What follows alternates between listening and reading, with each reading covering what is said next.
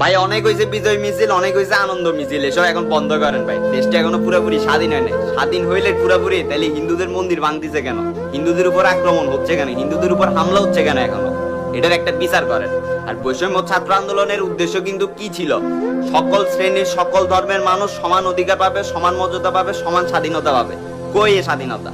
এই দেশের সম্পত্তি লুটপাট করে ভাঙচুর করে কি লাভ পাচ্ছেন আমার একটু বুঝান তো। আর একটা কথা কান খুলে শুনে রাখেন, দেশটা যেমন কারো পাবেন না, তেমনি এই দেশটার মধ্যে সকল ধর্মের সুন্দরভাবে বেঁচে থাকার অধিকার আছে। আর কিছুক্ষণ আগে দেখলাম হাটাজারি মাদ্রাসার সকল ভাইরা রাস্তার মধ্যে নেমে গেছে হিন্দুদের মন্দির রক্ষা করার জন্য।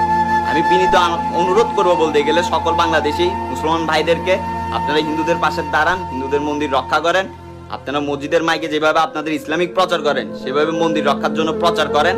আমি এটা বিনীত আবেদন করব, কারণ আমরা নতুন দেশ গড়ে তুলতেছি। বাংলাদেশ আজকে স্বাধীন হয়েছে, নতুন সবকিছু হবে, মানুষের চিন্তাধারাও চেঞ্জ হয়েছে। এখন মানুষ এখানে সুন্দরভাবে বেঁচে থাকবে, সকল ধর্মের সকল বর্ণের মানুষ সমান অধিকার পাবে।